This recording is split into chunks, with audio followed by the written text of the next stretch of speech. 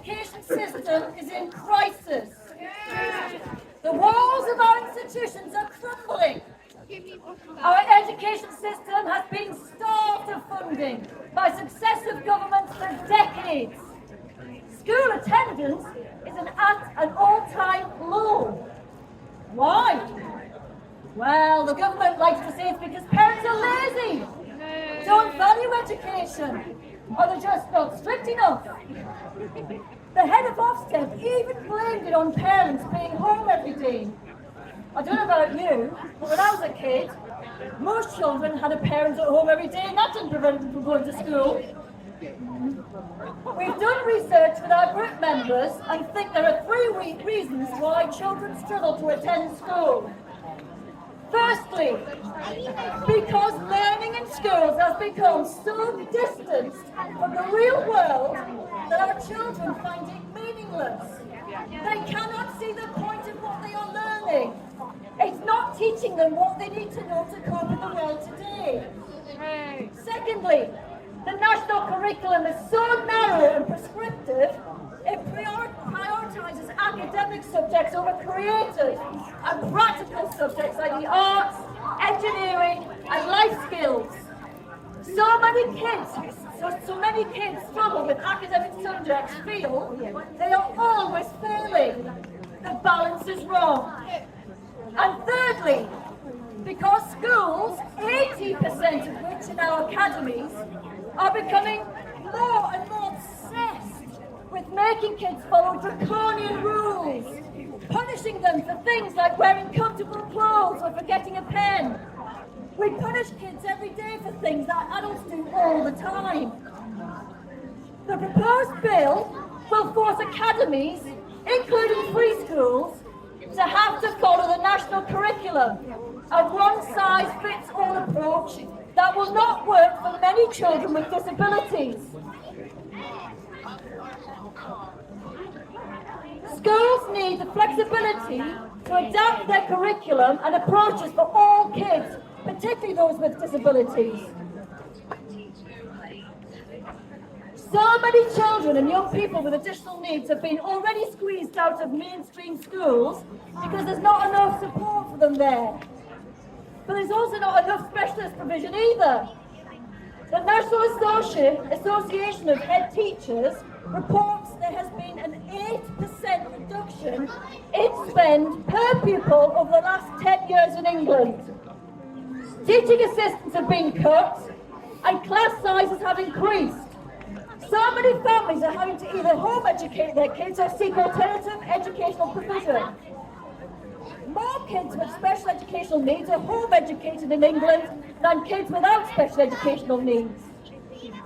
And now, to solve the crisis in special education provision across schools, the government, in its wisdom, wants to cram more children with disabilities into mainstream classrooms that are already grossly underfunded. They think this will be cheaper for them, but it won't, and it won't work. Mainstream classrooms are fast-paced, noisy places. An autistic or ADHD child cannot be made to sit still and learn in a one-size-fits-all environment. Children in wheelchairs can't even get into the buildings or move around the corridors as they're so narrow and slippery. Desks are not high enough to fit wheelchairs under the tables, and toilets are not suitable. And additional needs extends to care for children who experience horrific early life trauma. They cannot cope with this growing inflexibility and lack of understanding in mainstream schools. Shoehorning children into inappropriate placements is not only damages life chances, but it creates more problems down the line for adult social care. Kids eventually break. And that's why we're seeing so many kids with acute mental and physical health problems right now. 21,000 families across England and Wales had to take their councils to tribunal last year. 21,000 families. Why? Because there's not enough education, health and social care provision.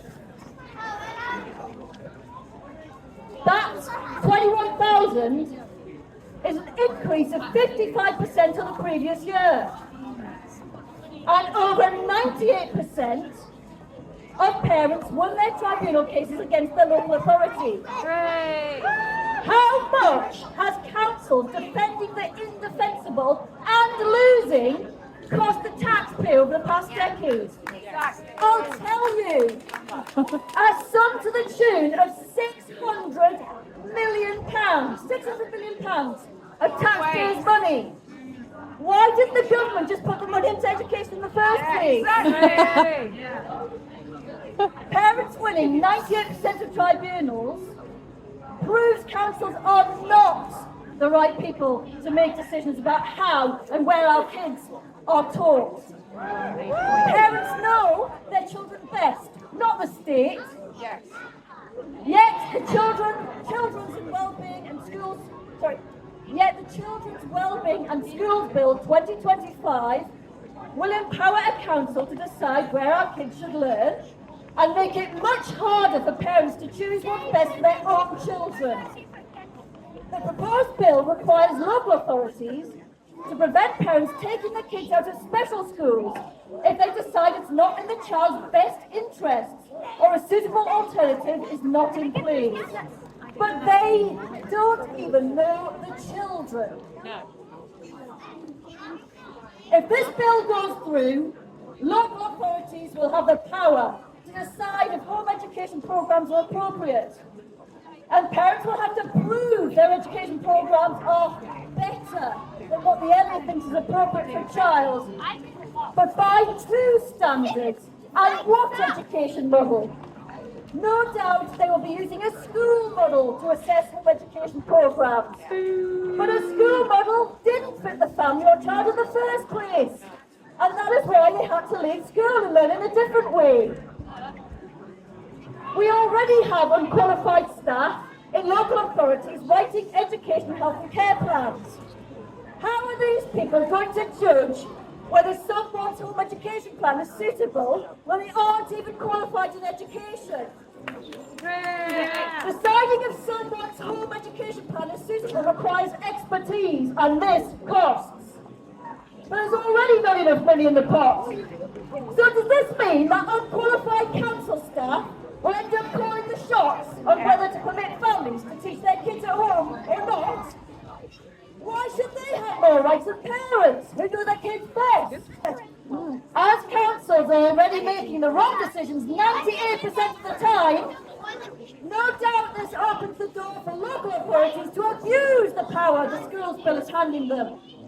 They would have the right to force children to remain on school rolls even when their needs are not being met.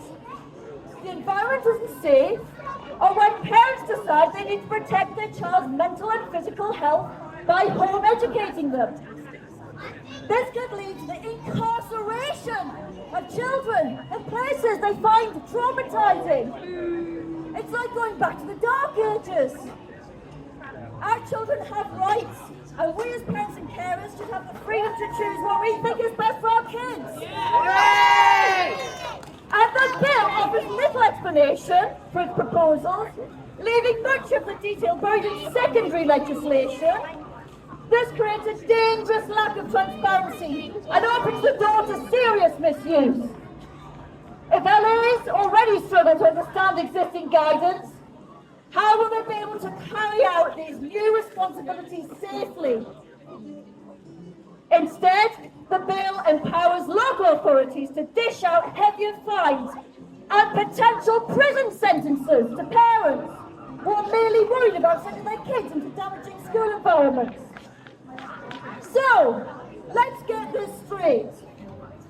The UK government has bled the education system completely dry of funding, which has forced many children with additional needs out of schools, and then they are now punishing parents with threats of imprisonment for wanting to protect their kids. That is the definition of insanity. I don't know about you, but I am absolutely fed up of elite groups of ignorant, silver spoon-fed people who know very little about the real world and what it's like for ordinary, hard-working people making decisions about how we live. Yeah. And making decisions that do not have our best interests at heart. Only theirs. A lack of transparency, lack of consultation, and dangerous policies of marginalising groups of vulnerable children even more. Quite frankly, it's disgusting. There's 2 pieces of my side now. Devon Send Parents and Carers for Change say no to the Children's Wellbeing and Schools Bill. We hope you do too. We will never stop fighting for our kids.